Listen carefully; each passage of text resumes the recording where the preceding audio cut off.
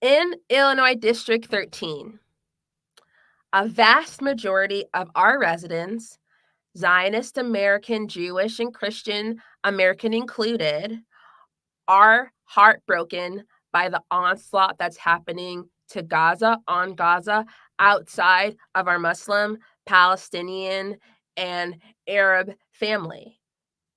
All of us are heartbroken. All of us are demurred. All of us, a vast majority of us, myself included, with our Zionist counterparts and neighbors, we want the end of this war, the end of this onslaught. We want our hostages back, the American hostages that, like, a lot of them have Illinois connections anyway. We want our hostages back. We want political prisoners freed because in America, we believe in free speech. I believe in free speech. And our allies need to have free speech. And so we want political prisoners freed from both sides. And we all want a day after.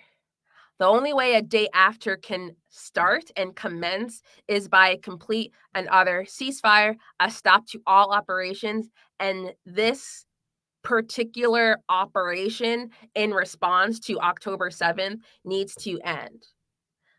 Again, on August 31st, I learned that two Israeli American hostages who would have been freed alive based on previous Biden approved, Harris approved ceasefire negotiation deals that came up, particularly that of April 21st. So that was not recent, but this year.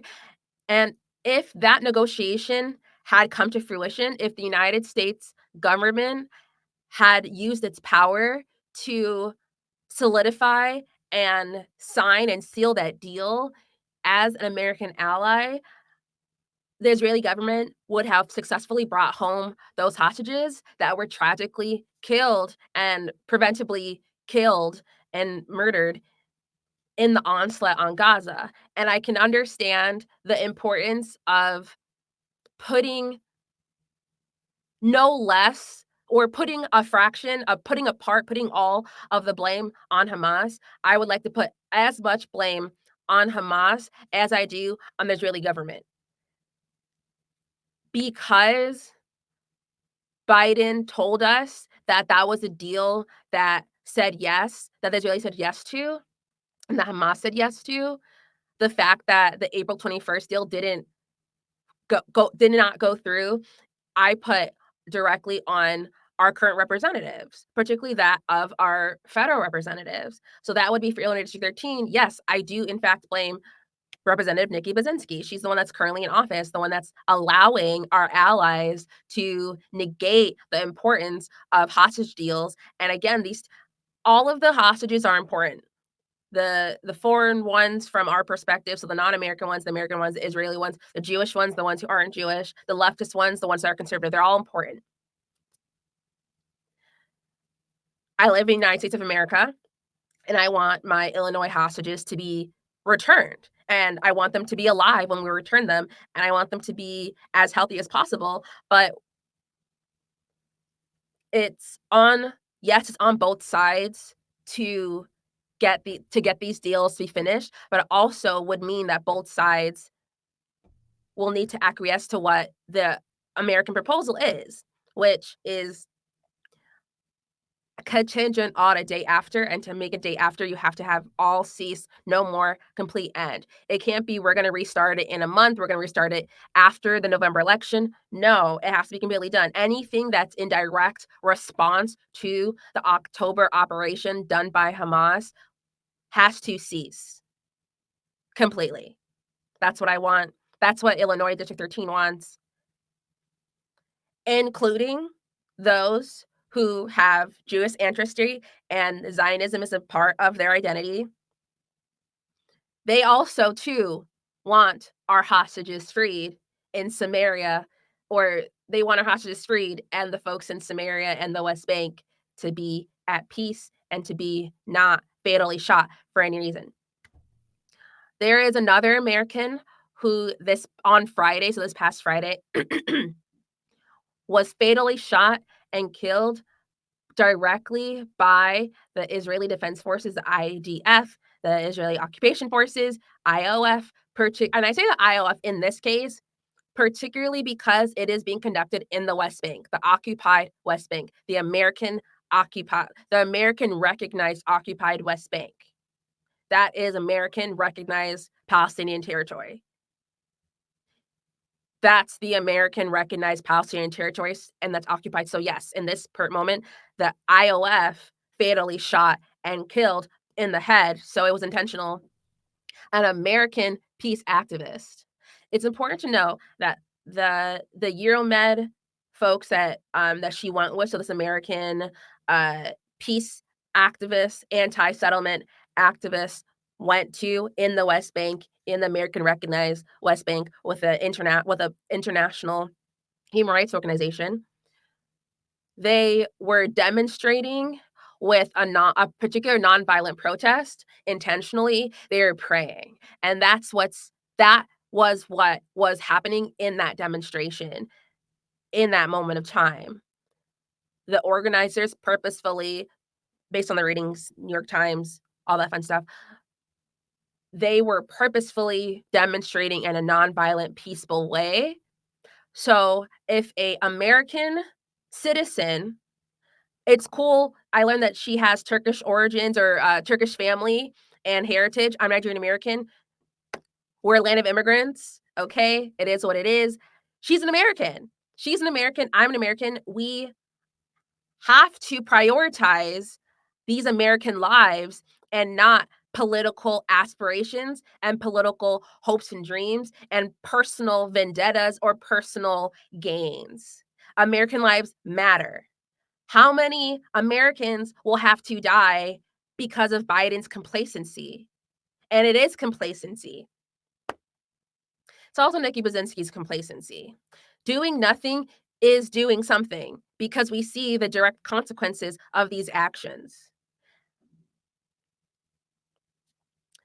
The American peace activist who was demonstrating solidarity with Palestinians in the occupied West Bank and allies, she was 26 years old. I'm 27 at the current moment.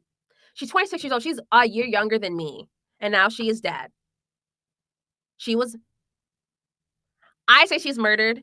If I'm being generous towards the Israeli occupation forces at this current moment within the West Bank, I'll say that was manslaughter. It's government-sanctioned murder of an American citizen. Absolutely not. You're our allies. No. I would say no if this was any country. And the fact that it's a designated U.S. ally, the best U.S. ally, apparently the best U.S. ally, according to some, that we have, that means that it is contingent upon continuing to be an ally, treating Americans, treating United States citizens like they matter, like they mean something. And every soul is precious. So the American souls are not more valuable than the Palestinian, than the Jewish Israeli, than any of the other people who are there. That's 100% true. With that being said, it's important for me to highlight that our connection to this conflict, this war, to this onslaught is tangible. Americans, Illinoisans are dying as a result of complacency. Their lives matter more than political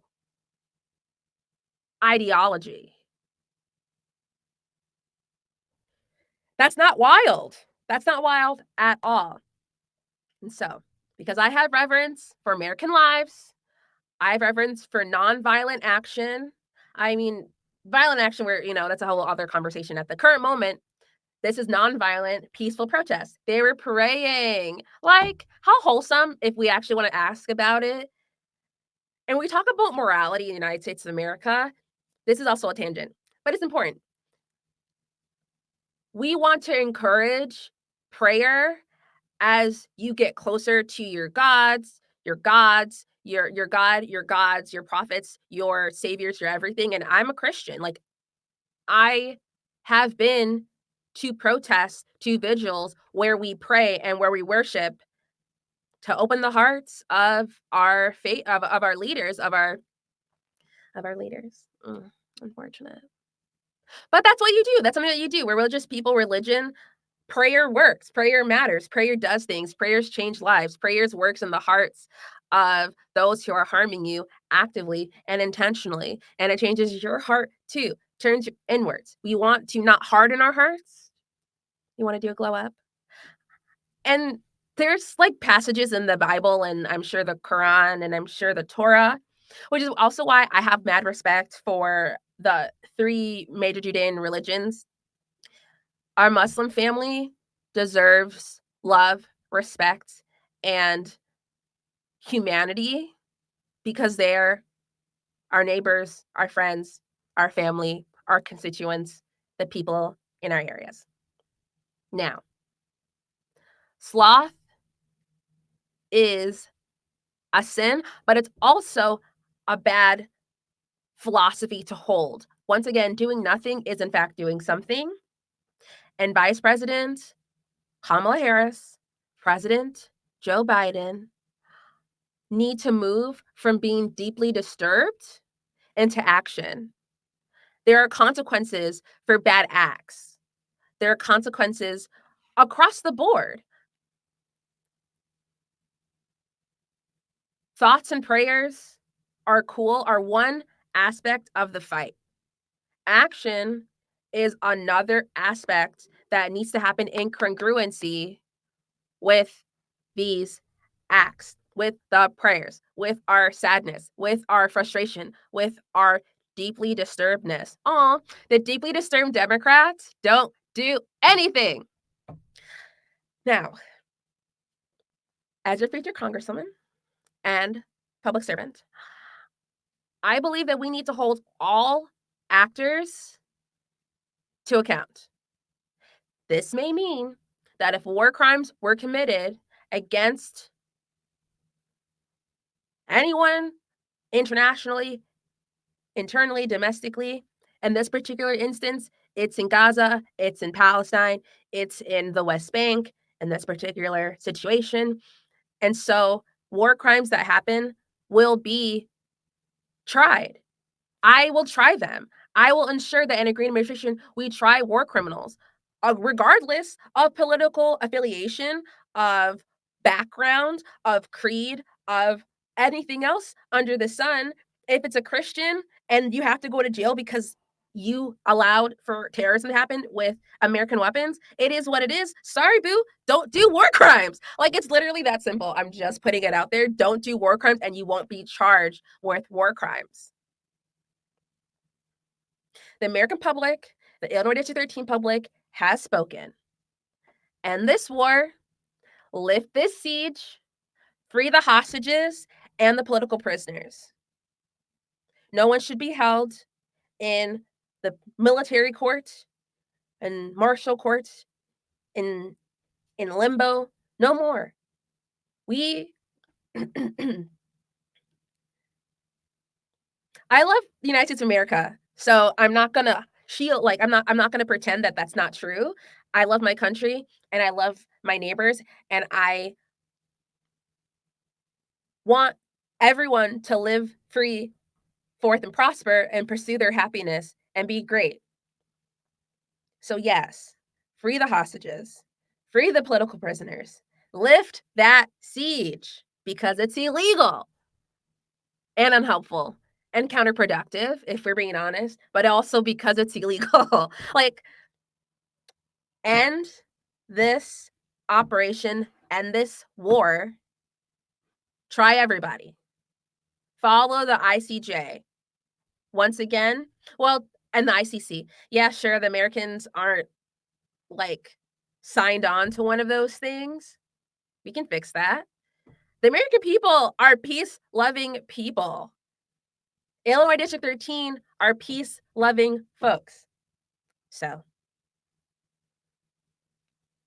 the voters have spoken, and I have spoken. Okay. Thank you for coming to this. I would like to call on Nikki Basinski, on President Joe Biden, Vice President Kamala Harris, and every single appointed or elected official that has power, that has sway to do that. It is September. We should not wait for October 7th to come around to end this awful, awful, awful, disturbing, utterly disturbing violence on a people who are 2 million strong. A lot of them, half of them, 52% of them are under the age of 18. And some of them are Jewish and Christian. That really shouldn't matter in the long run, I'm sorry, but it is a point that should be made. Christian, Jewish, Muslim, secular, non-religious, all of them are being harmed. Collective punishment is illegal. And as an American public servant and someone who loves this country and wants our country to live life, love, and prosper in an anti-war manner, in a peace-loving manner, it's very doable. And it's the law.